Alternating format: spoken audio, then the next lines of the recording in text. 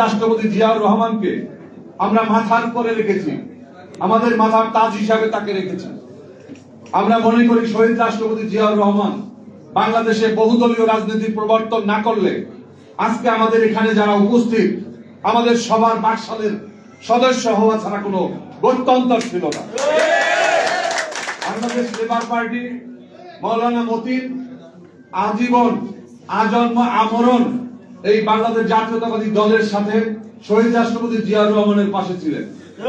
আমরা 2007 সাল থেকে আমরা 18 দলীয় জোটের আগে সমমনা দল, 18 দলীয় জোট, 19 দলীয় জোট, 20 দলীয় জোট, যুগপৎ আন্দোলন, এর মধ্যে আন্দোলন সংগ্রামে অনেকে টাকায় গরুর মতো ছাগলের মতো বিক্রি হয়েছে। বাংলাদেশ লেবার পার্টি গরু ছাগলের বাজারে বিক্রি হয় না। আমরা বিগত আন্দোলন সংগ্রামে আপনারা দেখেছেন 5 তারিখের জুলাইয়ে যে আন্দোলন হয়েছে, সেই জুলাই আমাদের মহানগরের নেতা আউয়াল মিয়া আমাদের এরকম মিছিল মিটিং এ সরব ছিলেন, তিনি শাহাদাত বরণ করেছেন। আমাদের ছাত্র মিশনের নেতা নাইম হাওলাদার শাহাদাত বরণ করেছেন।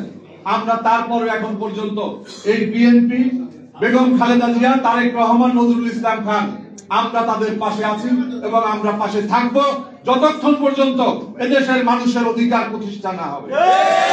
আপনারা যারা এসেছেন, অনেক কষ্ট করে এসেছেন, আপনাদের সবাইকে ধন্যবাদ। আমি শুধু অন্তর্বর্তীকালীন সরকারের উদ্দেশ্যে একটা কথা বলতে চাই। আজকে তাদের একজন উপদেষ্টা, তিনি যেভাবে আওয়ামী লীগের ক্রিয়ানক হিসাবে ভূমিকা পালন করেছেন, এগুলা বন্ধ করতে হবে।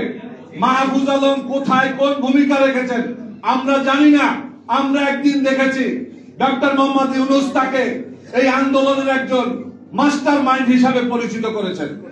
আমরা রাজপথে ছিলাম, আমরা নিজেরা সক্রিয় ছিলাম, আমরা তাকে কখনো কোথাও দেখি নাই। কিন্তু আজকে তিনি বাংলাদেশের জাতীয়তাবাদী শক্তি, ধর্মীয় মূল্যবোধে বিশ্বাসী শক্তির মধ্যে আজকে দেওয়াল তৈরির জন্য চেষ্টা করছেন। আজকে কাদা ছোড়াছুরি করার সুযোগ করে দিয়েছেন, এগুলা বন্ধ করতে হবে। বাংলাদেশের আমরা ফ্যাসিবাদ বিরোধী সমস্ত রাজনৈতিক দলের ঠিকানা এক, আমাদের নেতা এক, আমাদের সমস্ত উদ্দেশ্য এক।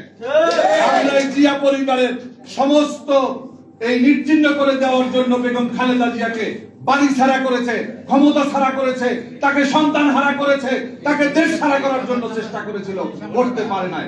আজকে আমরা বাংলাদেশে যখন একটা নির্বাচনের জন্য সমস্ত মানুষ অপেক্ষা করছে, আমরা দেখেছেন এখানে আপনারা দেখেছেন যে আমাদের এই যে 31 দফা, এটা লেবার পার্টি এটার অংশীদার, এটা শুধুমাত্র বিএনপির নয়, এদেশের সমস্ত গণতন্ত্রকামী রাজনৈতিক দলগুলোর এই সনদ হচ্ছে 31 দফা। আমরা চাই দেশনেত্রী বেগম খালেদা জিয়া, তারেক রহমানের নেতৃত্বে আমরা এই 31 দফা বাংলাদেশে বাস্তবায়ন করবো ইনশাআল্লাহ। আমরা একটা নির্বাচন চাই, আমরা সুষ্ঠু এবং গ্রহণযোগ্য একটা নির্বাচন চাই। আমরা বাংলাদেশ লেবার পার্টি আগামী 30শে জুন আমরা লেবার পার্টির মহানগর কাউন্সিল এবং 22শে অক্টোবর কেন্দ্রীয় কাউন্সিলের কর্মসূচি ঘোষণা করেছি।